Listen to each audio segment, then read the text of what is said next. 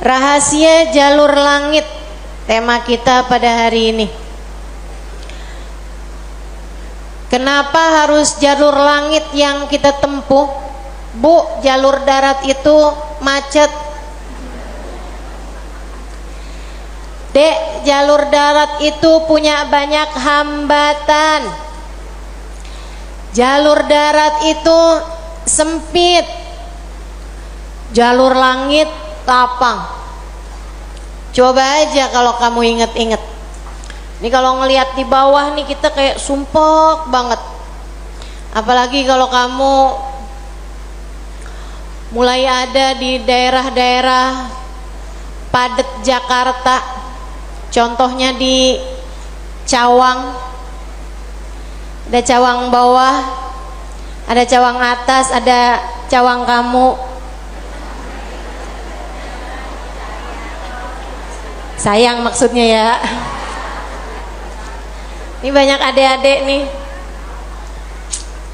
Cawang aku nggak, Dek?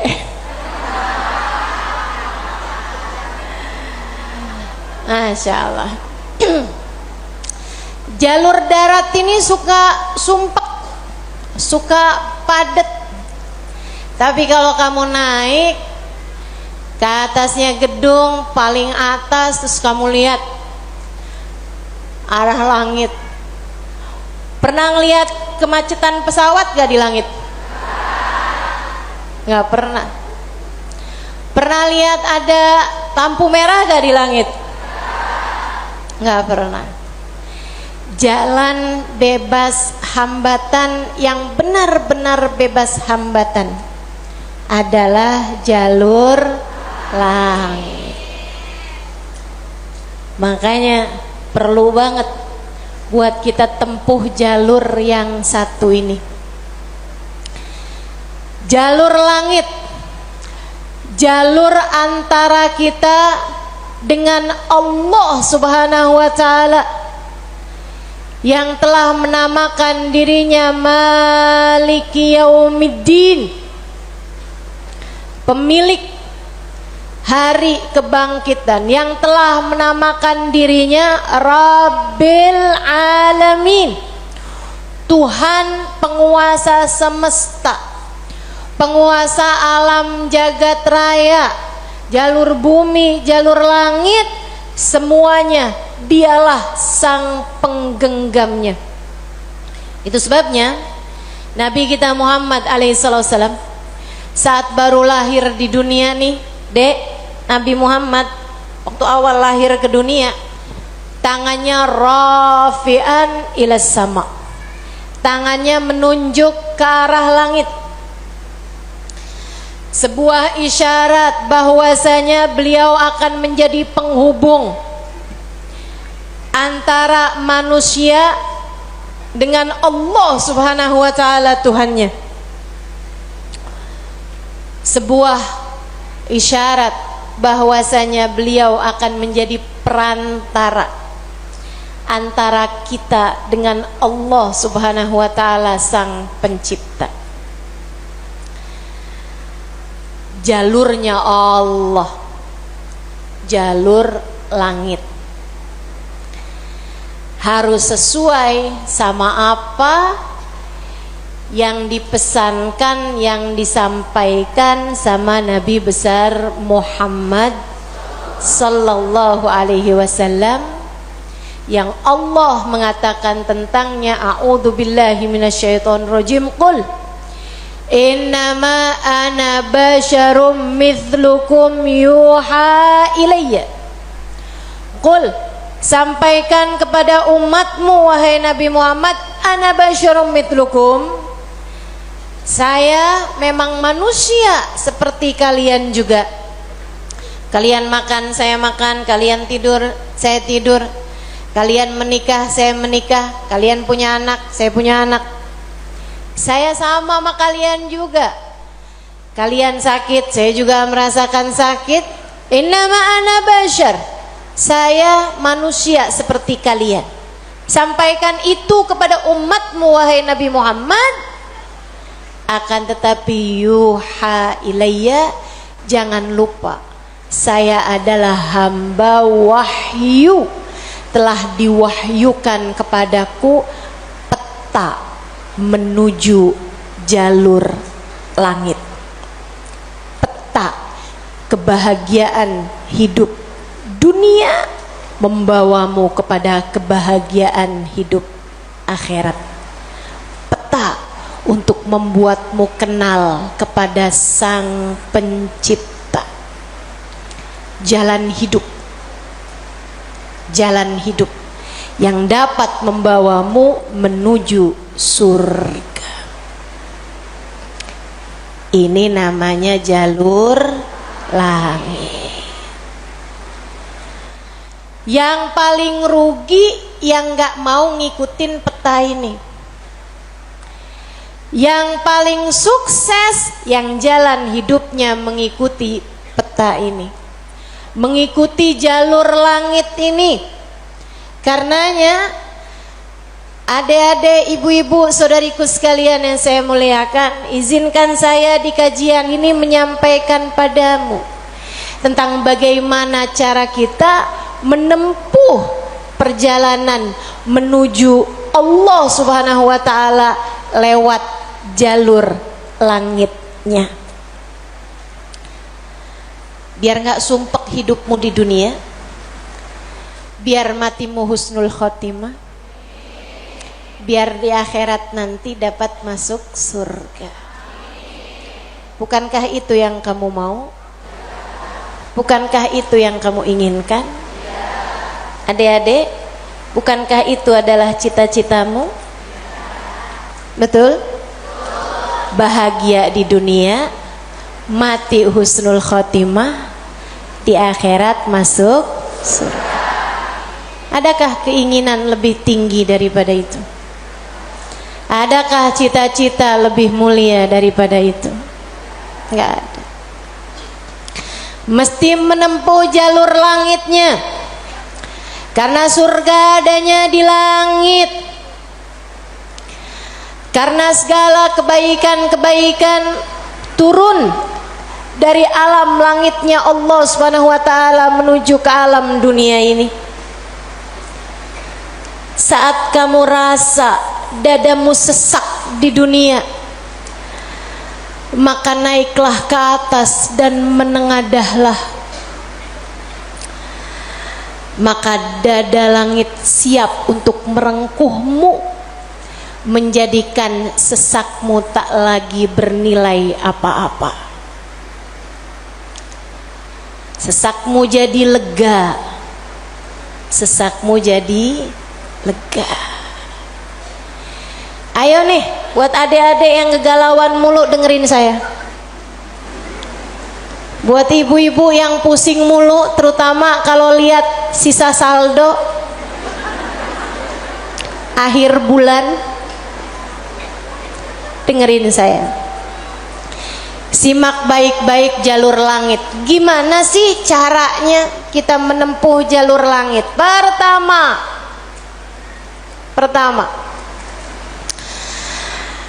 apa aja jalur langit yang bisa kita tempuh? Pertama,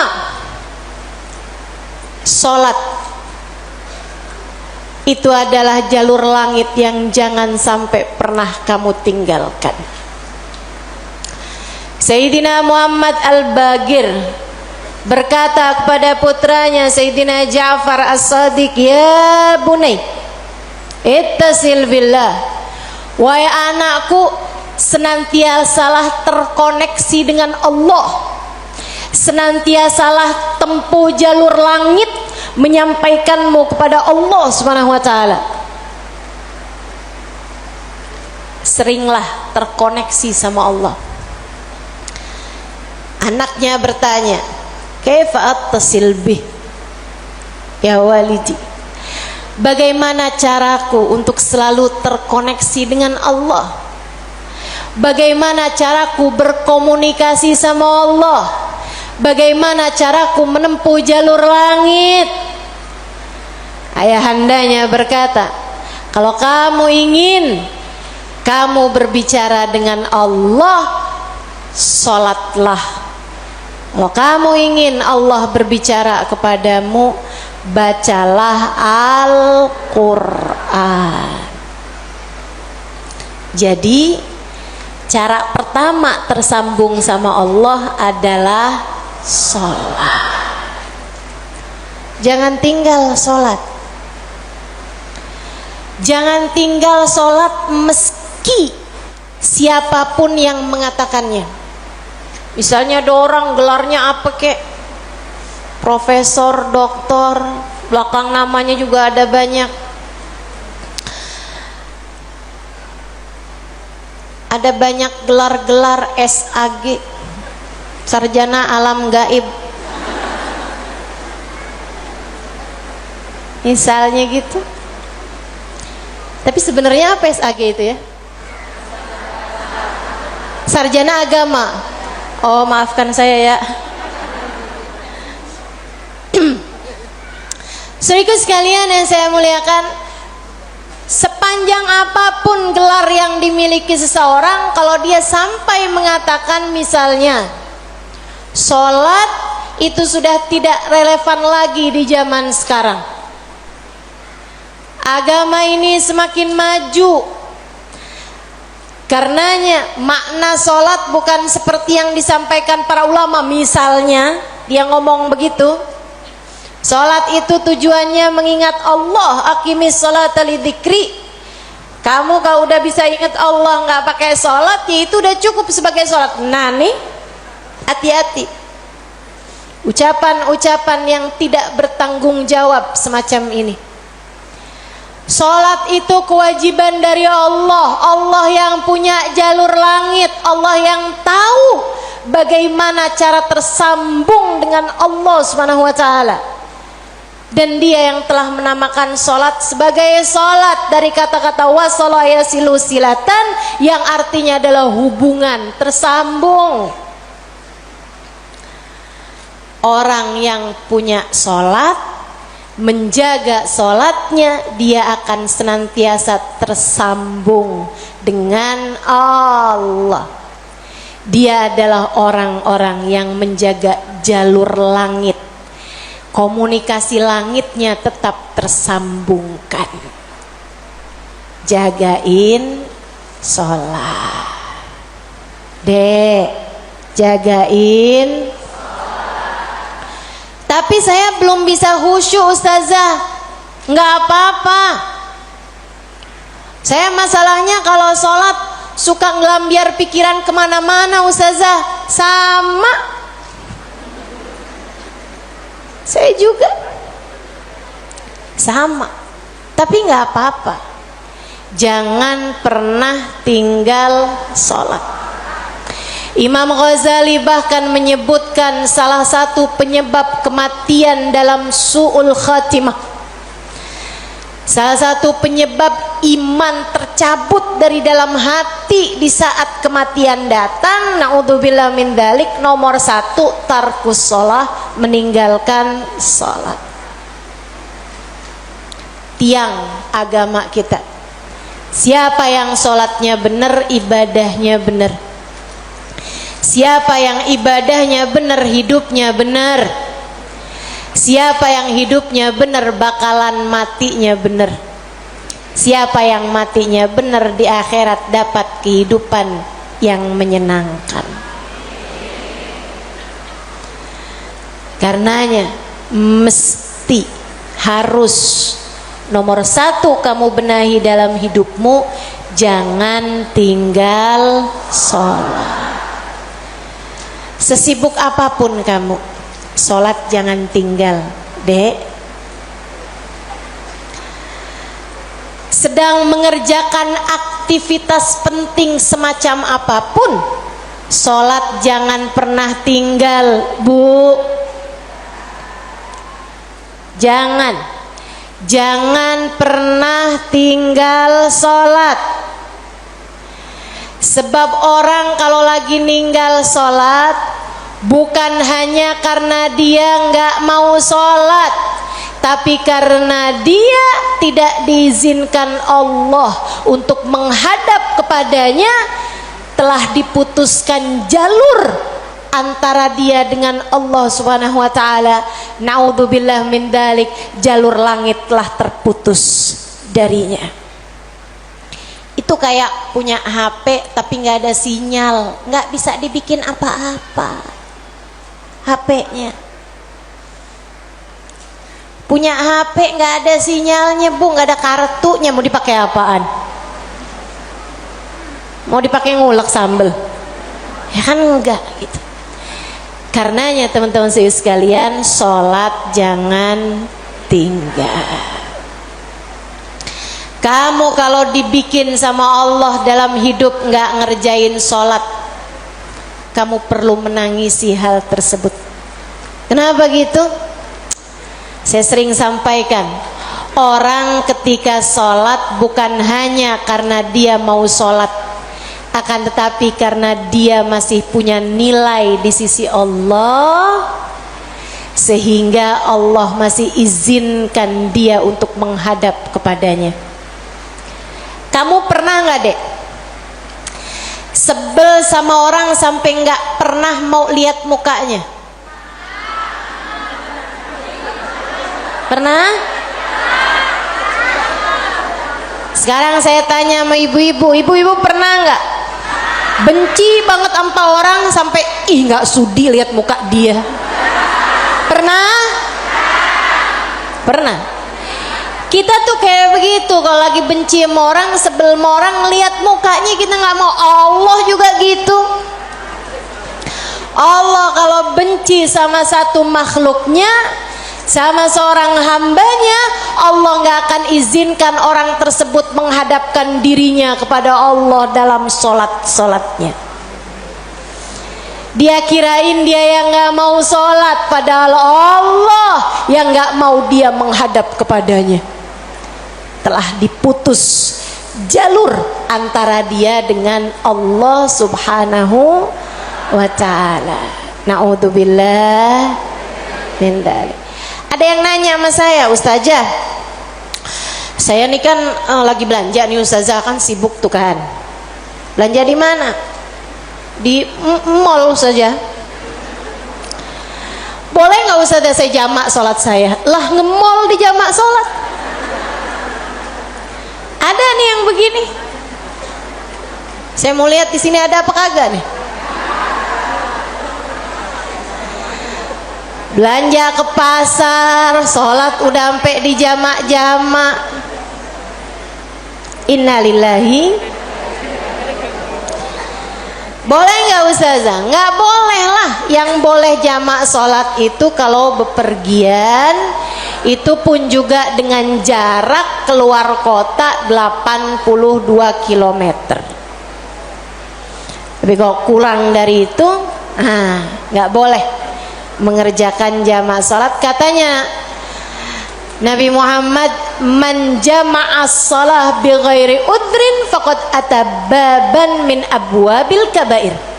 Siapa yang suka ngumpulin salat, jamaah salat tanpa ada alasan yang dibenarkan, dia sedang mendatangi salah satu pintu dari pintu-pintu dosa-dosa besar.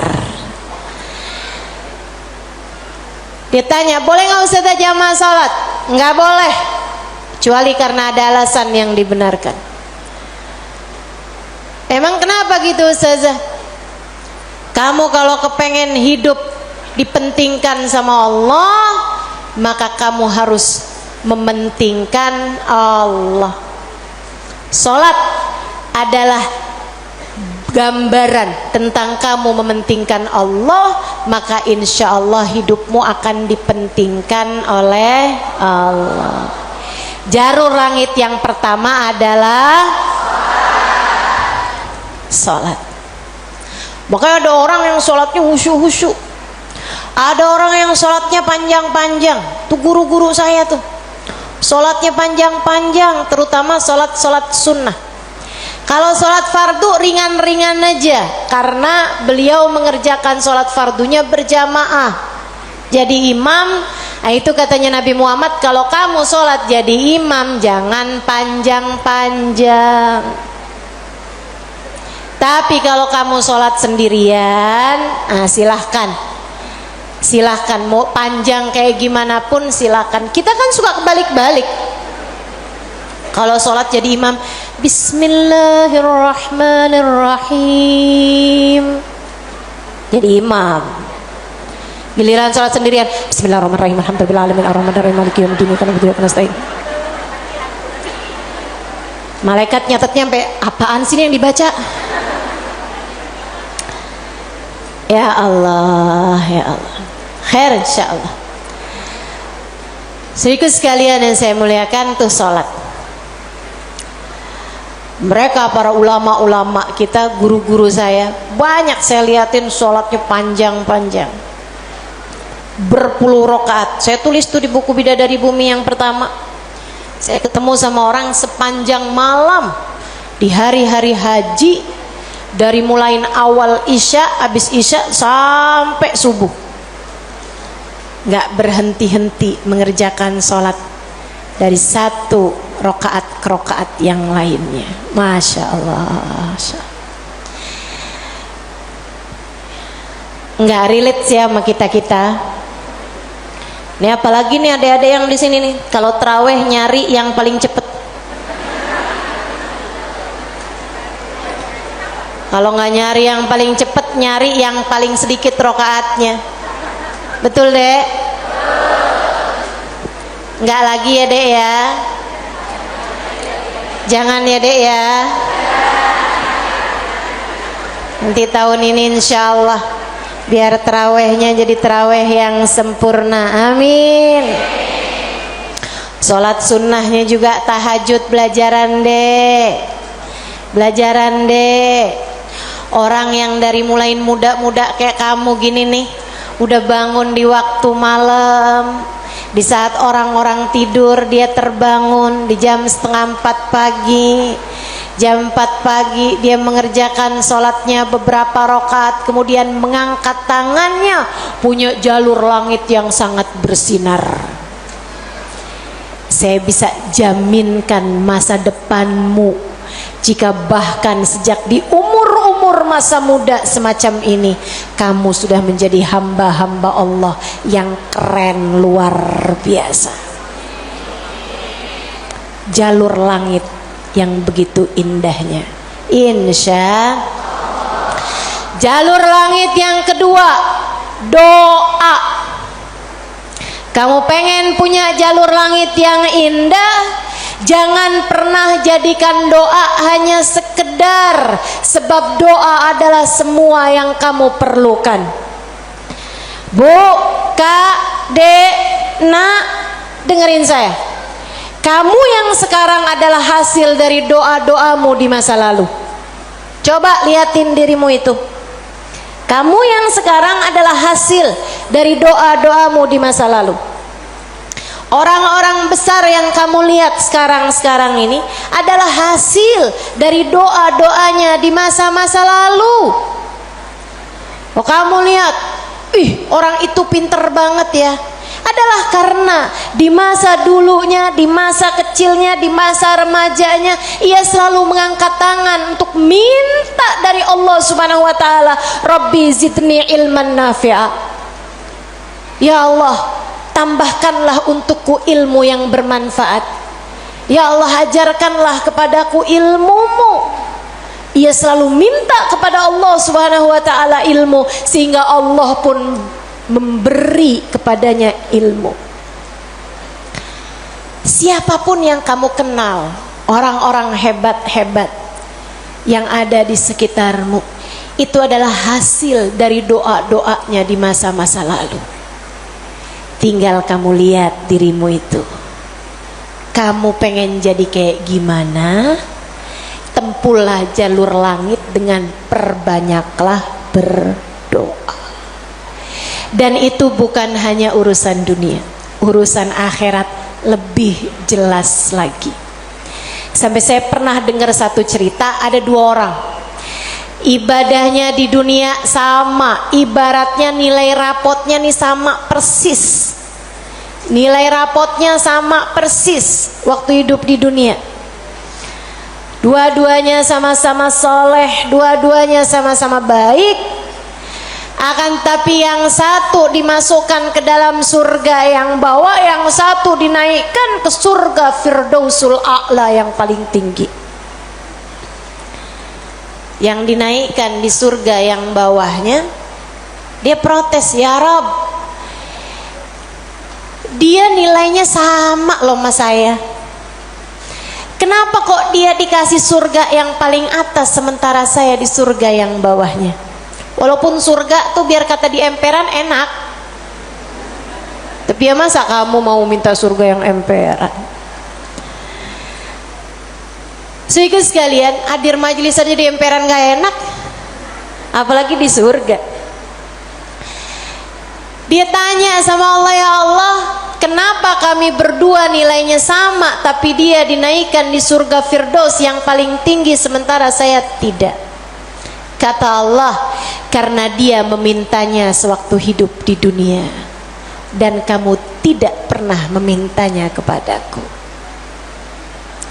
Itu sebabnya Nabi Muhammad mengatakan, idza sa'altumul jannah fas'alu al-firdausal a'la.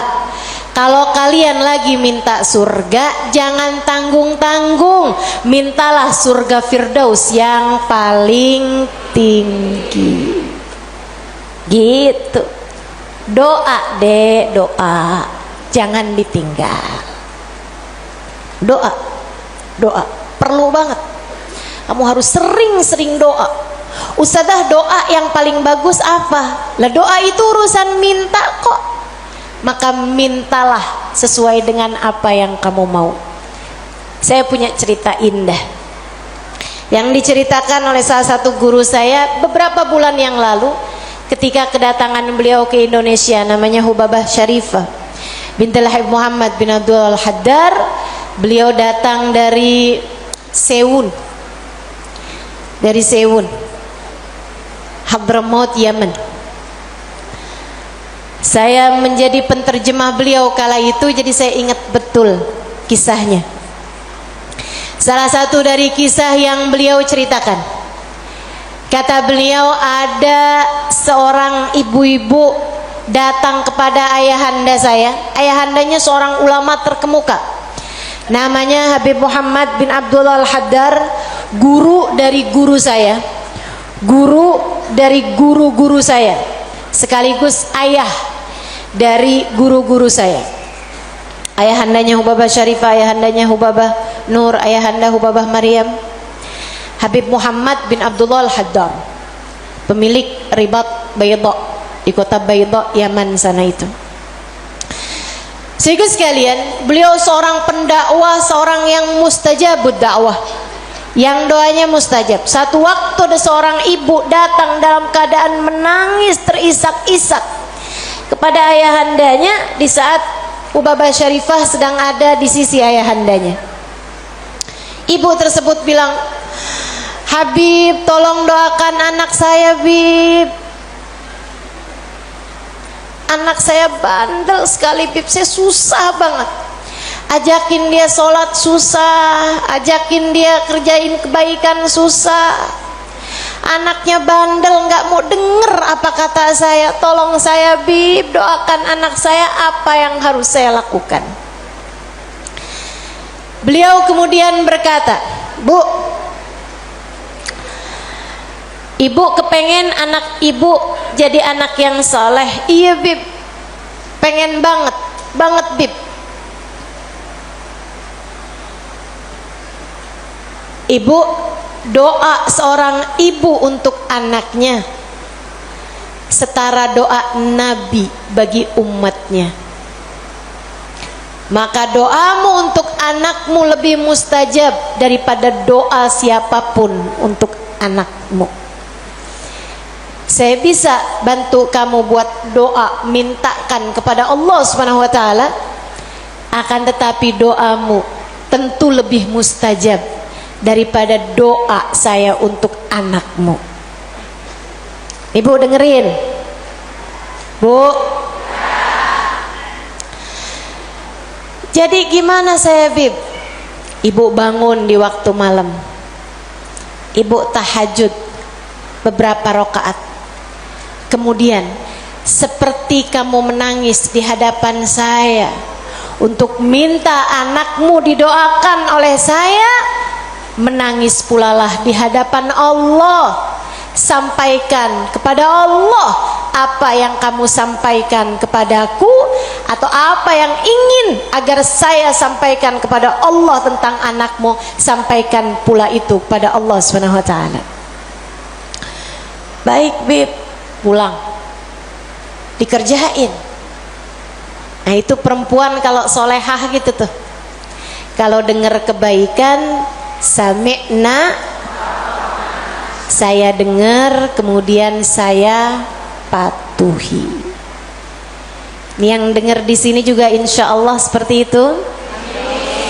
Apa yang didapat pada hari ini semoga dapat diamalkan. Yang pertama tadi jangan tinggal. Yang kedua tadi barusan ini perbanyak jalur langit. Dia pun mengerjakannya, bangun di waktu malam nangis, ya Allah tolong liatin anak saya, kesianin anak saya ya Allah, solehkan dia ya Allah, tolong pandang anak saya dengan pandangan kasih sayangmu ya Allah, saya nggak ngerti cara melakukannya ya Allah, seperti mana engkau telah menjadikan anak dari hamba-hambamu yang soleh solehah. Kau jaga mereka, jaga pulalah anakku ya Allah, jauhkan dari segala dosa-dosa, jauhkan dari segala kejahatan-kejahatan, tolong jaga anak saya ya Allah. Terus didoain anaknya, didoain anaknya, doain anaknya, malam demi malam, malam demi malam. Dan Bu, Kak, Dek, Nak, doa itu bukan instan. Doa itu tidak seperti kamu nyeplok telur sekarang mateng sekarang, enggak gitu. Enggak gitu. Doa itu Allah mau lihat kesungguhan hatimu dalam meminta. Perlu waktu yang sering kali tidak sebentar, sebab Allah mau melihat kesungguh-sungguhanmu. Karenanya kalau doamu belum diijabah, jangan menyerah. Dek, kalau doamu belum diijabah, jangan nyerah. Kamu masih sangat mungkin untuk diijabah doamu selagi kamu tidak berhenti berdoa. Ingat-ingat ucapan saya. Kamu masih sangat mungkin untuk diijabah doamu itu selagi kamu tidak berhenti berdoa. Doa terus, kata Hubabah Syarifah, setahun, 2 tahun, 3 tahun, 4 tahun, 5 tahun, 6 tahun. Kemudian anak yang dulu pernah membuat ibunya menangis karena kenakalan anak tersebut, karena ketidaksolehan anak tersebut, sekarang telah menjadi seorang anak yang dapat membuat ibunya tersenyum bangga. Di usia-usia hampir 20-an tahun, anak tersebut menjadi anak paling soleh di kampungnya, hafal Al-Quran 30 juz dengan 7 bacaannya, qiraatus sab'ah. Anak yang jauh dari kenakalan-kenakalan remaja, anak yang dekat dengan para ulama, anak yang mengetahui banyak ilmu agama, anak yang menjadi sangat soleh, idaman semua para orang-orang tua.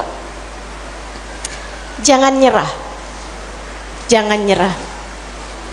Jika kehidupan membuatmu tersungkur, itu adalah waktumu untuk membenamkan dirimu dalam sujud-sujud panjang kepasrahan. Kemudian kamu langitkan doa hingga Allah mengijabah doa-doamu itu. Saya ulangi, jika badai kehidupan membuatmu jatuh tersungkur, itu adalah saat yang tepat untukmu membenamkan wajahmu dalam sujud-sujud kepasrahan. Kemudian kamu langitkan doa-doamu, berbisik di bumi namun suaramu didengar hingga ke arsy. Saat itulah Allah akan mengijabah doamu itu. Jangan pernah berhenti berdoa. Jangan remehkan doa. Jangan remehkan doa. Saya, Dek, pernah muda juga kayak kamu. Ya masa lahir langsung gede gini. Sewaktu saya remaja, masuk umur 12 tahun, 13 tahun, sebelum balik bahkan saya udah berada di pondok pesantren. Jadi saya itu nggak pernah ngalamin masa belum berjilbab sebelum balik. Maksudnya ketika balik tuh saya udah mulain berjilbab. Alhamdulillah, nikmat dari Allah Subhanahu wa taala. Adik-adik saudaraku sekalian, saat saya kecil, saya ada di pondok-pondok pesantren, saya mulai kenal ustadz-ustadz, ustadzah-ustadzah, ulama-ulama yang membuat saya jatuh cinta dengan ilmu agama. Alhamdulillah, Allah kasih rasa dalam diri saya keinginan untuk selalu belajar. Saya punya keingintahuan yang banyak terhadap urusan ilmu.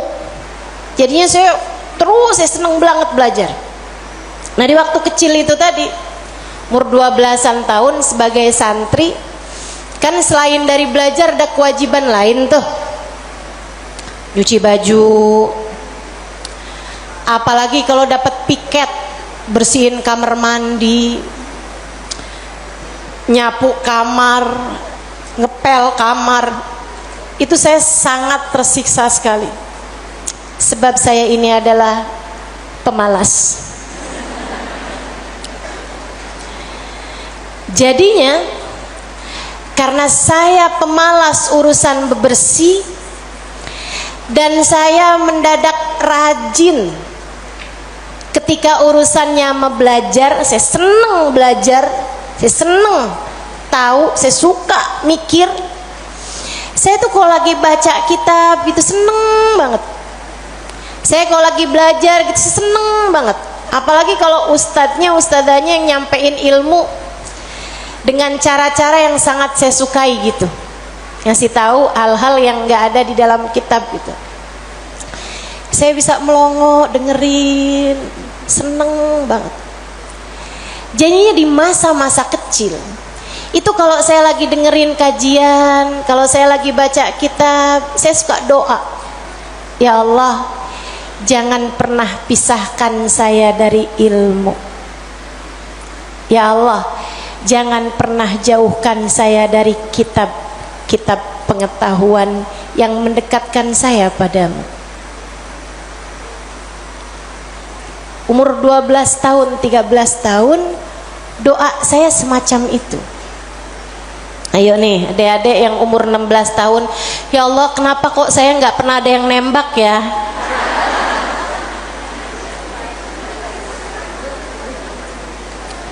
Kata Allah, ya karena aku sayang padamu, karena aku berkehendak untuk menjagamu gitu. Ini malah dipertanyakan, saya kurang cakep apa ya? Kok nggak ada yang naksir sama saya gitu? Siapa kek, tukang kebun, satpam sekolah? Jangan ya dek, jangan. Kalau kakak kelas boleh ustazah, jangan juga. Jangan pacaran. Adik-adik saudaraku sekalian, sebaliknya ketika saya mulain, kalau saya lagi nyapu, saya lagi nyuci baju, apalagi kalau saya udah mulain harus nyikat kamar mandi, rasanya saya keberatan sekali. Saya sambilan nyikat kamar mandi sambil doa, ya Allah yang beginian saya nggak usah dikasih dong. Ya Allah, selamatkan saya dari hal-hal yang semacam ini. Alhamdulillah.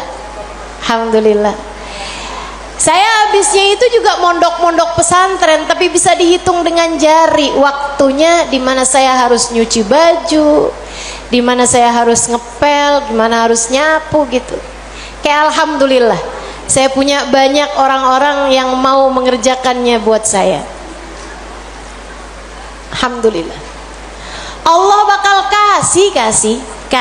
Kata Allah Subhanahu wa taala, "Ud'uni astajib lakum." Mintalah kepadaku, niscaya akan aku ijabah. Minta, doa, jangan berhenti berdoa. Ayo adik-adik, kamu punya panjang masa depan insyaallah. Umurmu mudah-mudahan masih tersisa panjang insyaallah. Jangan sesali dengan di masa tua kamu enggak dikasih hal-hal besar dalam kehidupan karena kamu tidak pernah memintanya kepada Allah.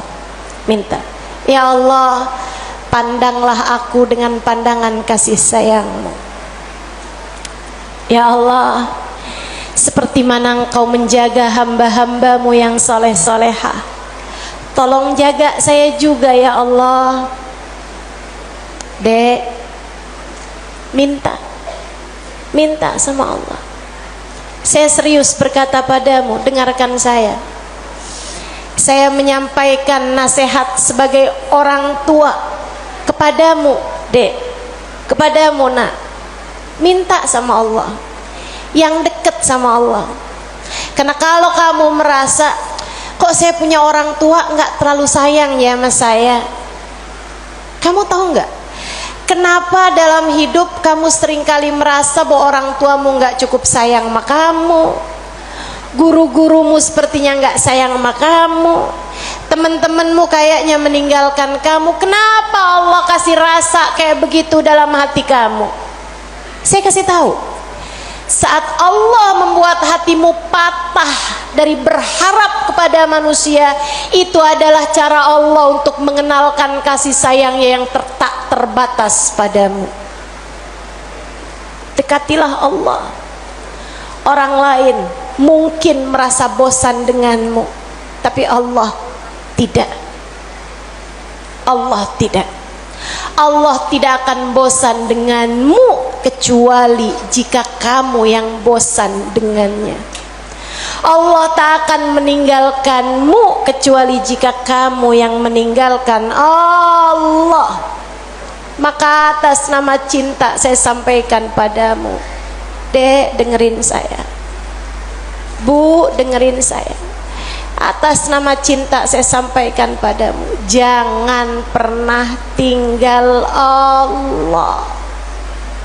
Yang dekat sama Allah, mintalah terus kepada Allah. Mintalah terus kepada Allah. Minta pandangan kasih sayangnya tertuju padamu. Minta Rahman Rahimnya, rahmatnya Allah kasih kepadamu. Minta agar dalam keadaan apapun Allah tak pernah berhenti menyayangimu. Mintalah, mintalah permintaan yang tak akan pernah kamu sesali. Gak usah minta, ya Allah, jangan biarkan orang tua saya meninggalkan saya. Gak usah, gak usah. Kamu Bu, jangan minta, ya Allah, jangan biarkan hati suami saya berpaling dari saya. Kamu mau minta juga terserah. Tapi yang saya sampaikan padamu adalah bahwa hal yang semacam itu bisa kamu syukuri, bisa pula kamu sesali. Akan tetapi kalau kamu tidak ditinggalkan oleh Allah, sampai kapanpun tidak akan pernah kamu sesali, insya Allah. Jadi jalur langit yang harus kamu tempuh, yang pertama adalah Yang kedua adalah, yang ketiga adalah cinta kepada baginda Nabi besar Muhammad. Dan semua orang-orang yang menyampaikanmu kepada jalur langit, jangan putus hubungan dengan orang-orang soleh, dengan para ulama Allah subhanahu wa ta'ala. Saya akan sampaikan 5 menit lagi, kemudian kita akan segera akhiri majelis ini. Saudaraku sekalian yang saya muliakan, yang pertama jangan tinggal sholat, yang kedua jangan tinggal doa. Jalur langit yang ketiga yang harus saya sampaikan padamu adalah milikilah guru yang dapat menyampaikanmu kepada Allah. Milikilah jalur langit yang dapat menyampaikanmu kepada Allah. Cintai orang-orang soleh di atasmu hingga mereka menyampaikanmu kepada Nabi Muhammad. Kemudian Nabi Muhammad menyampaikanmu kepada Allah. Beliaulah tali Allah subhanahu wa ta'ala.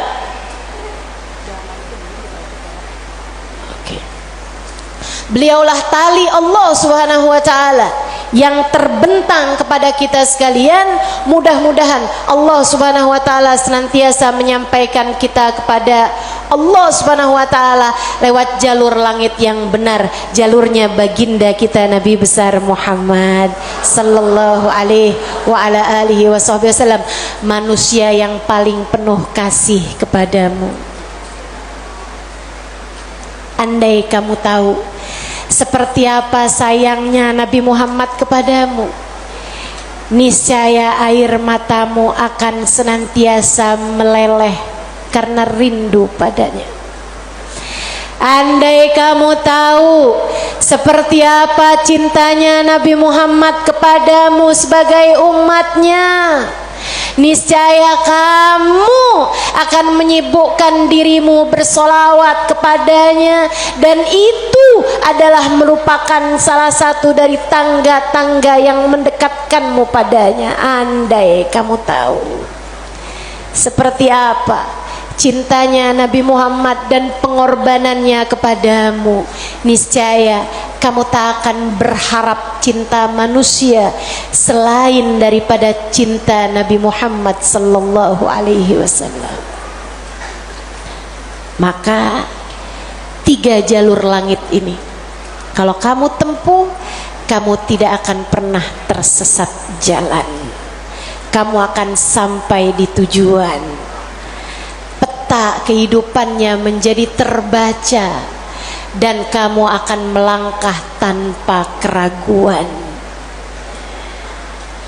Jika 3 jalur langit ini kamu tempuh, dari sholat tidak ada yang kamu tinggal, dan kamu tambahi dengan ibadah-ibadah sholat-sholat sunnah pula, terutamanya di keheningan malam, di sepertiga malam yang terakhir.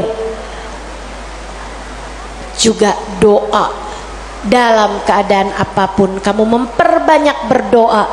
Saat kamu bersama dengan orang-orang soleh, saat kamu duduk di majelis-majelis ilmu adalah saat yang begitu indah untuk kamu berdoa meminta kepada Allah subhanahu wa ta'ala jalla jalaluhu wa ta'ala azamatuh. Kamu jadikan doa tidak hanya sekedar, melainkan semua yang kamu perlukan.